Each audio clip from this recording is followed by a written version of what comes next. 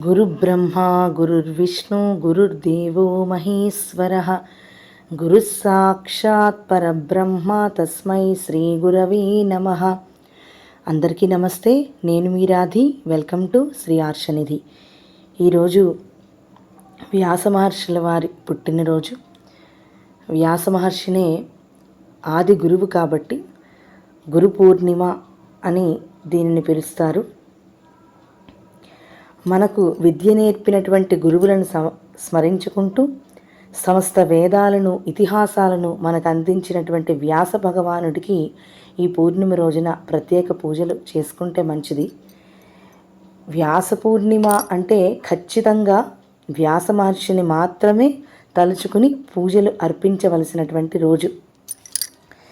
సమస్త లోకాలకు వ్యాసుడు చూపించిన మార్గం అద్భుతం. అసలు సప్త చిరంజీవుల్లోని ఒకరైనటువంటి వ్యాస మహర్షి బదరీవనంలో తపస్సు చేసుకుంటూ ఉంటారు కాబట్టి ఆయనను బాదరాయణుడు అని కూడా పిలుస్తారు. భారతదేశంలో ఉన్న వేద విజ్ఞానం అంతా కూడా మనకి అందించింది వ్యాసుల వారే. వ్యాస మహర్షిని వ్యాస భగవానుడిగానే చెప్తారు. ఎందుకంటే ఇతను నారాయణుడి యొక్క 24 అవతారాలలోని ఒక అవతారం కాబట్టి. అలాగే ఇతని యొక్క జన్మ నామకరణం చేసినటువంటి పేరు కృష్ణద్వైపాయనుడు. ఇతను పుట్టినప్పుడు కొంచెం ముదురు రంగు నలుపు రంగులోని పుట్టడం వలన, అలాగే ఇతను ఒక ద్వీపంలోని జన్మించడం వలన ఇతనికి కృష్ణద్వైపాయనుడు అనే పేరును పెట్టారు. ఇతను మహాభారతాన్ని అలాగే మహాభాగవతాన్ని కూడా రచించారు సంస్కృతంలోని. కలియుగంలోని ప్రస్తుతానికి చిరంజీవులుగా ఉన్నటువంటి వాళ్ళలో వ్యాస మహర్షి ఇప్పటికీ కూడా చిరంజీవిగా ఉన్నారు. చిరంజీవుల్లోని ఒకరైనటువంటి వ్యాస మహర్షి బదరీవనంలో తపస్సు చేసుకుంటూ ఉంటారు కాబట్టి ఆయనను బాదరాయణుడు అని కూడా పిలుస్తారు.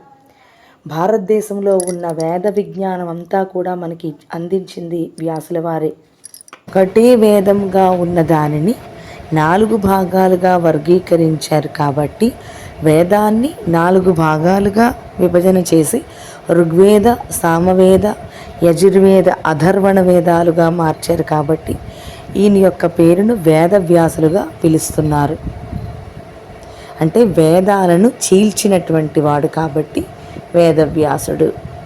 ఇతను మహాభారతంతో పాటు అష్టాదశ పురాణాలు రచించారు. ప్రతి నిత్యము కూడా మనము ఏదో ఒక శ్లోకము వేదవ్యాసులు వారు రచించిందే ప్రతినిత్యము చదువుతూ ఉంటాం. ఎందుకంటే అన్నీ ఆయనే రాశారు కాబట్టి. ఒక్క రామాయణాన్ని పక్కన పెడితే మిగిలినవన్నీ కూడా ఆయన రాశారు కాబట్టి ఏదో ఒక శ్లోకం మనం చదువుతున్నది ఖచ్చితంగా వేదవ్యాసుల వారు రచించినటువంటిదే అయి ఉంటుంది. అటువంటి ఈ వ్యాస పూర్ణిమ నాడు వేదవ్యాస మహర్షిని స్మరించుకుని పూర్తిగా భారత భాగవతాదులు చదవలేకపోయినా అందులోని ఒక్క శ్లోకమైనా చదివితే మన శరీరానికి అది అందిస్తే మన ఈ మానవ జీవితాలు ఉన్నత స్థితికి మహోన్నతంగా ఎదుగుతాయి. ఈ వ్యాసుల వారు వశిష్ఠ మహర్షి యొక్క మునిమనవుడు, శక్తి యొక్క మనవడు, పరాశరుని యొక్క కుమారుడు, అలాగే సుఖమహాముని యొక్క తండ్రి. ఎటువంటి దోషములు లేనటువంటి వారు, తపస్సుల గని అయినటువంటి ఆ వ్యాస మహర్షికి ప్రణామములు చెప్పుకుంటూ అందరికీ వ్యాస పూర్ణిమ శుభాకాంక్షలు. అలాగే వ్యాసుల వారి యొక్క శ్లోకాలను మనం కొన్ని చదువుకుందాం, తెలుసుకుందాం. వ్యాసం వశిష్ఠ నప్తారం శక్తి పౌత్రమకల్మషం పరాశరాత్మజం వందే శుకతాతం తపోనిధిం వ్యాసాయ విష్ణురూపాయ వ్యాసరూపాయ విష్ణవే నమో వై బ్రహ్మనిధయే వాసిష్ఠాయ నమో నమః. కృష్ణద్వైపాయనం వ్యాసం సర్వలోకహితే రతం వేదాబ్జభాస్కరం వందే సమాధినిలయం మునిం వేదవ్యాసం స్వాత్మరూపం సత్యసంధం పరాయణం శాంతం జితేంద్రియక్రోధం సశిష్యం ప్రణమామ్యహం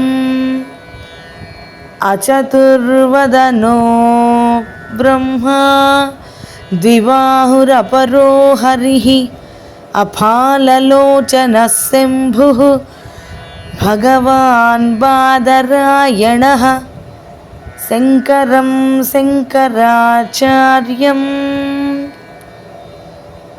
కేశవం బాదరాయణం సూత్రభాష్యకృతౌ వందే భగవంతౌ పునః పునః వ్యాసः సమస్తధర్మాణాం వక్తా మునివరేడితః చిరంజీవి దీర్ఘమాయుర్దదాతు జటిలో మమ భారతస్య విధాతా చ ద్వితీయ ఇవ యో హరిః హరిభక్తిపరో యశ్చ తస్మై శ్రీ గురవే నమః వేదాంతవాక్యకుసుమాని సమాని చారుజగ్రంథసూత్ర నిచయేన మనోహరేణ మోక్షార్థిలోకహితకామనయా మునిర్యః తం బాదరాయణమహం ప్రణమామి భక్త్యా.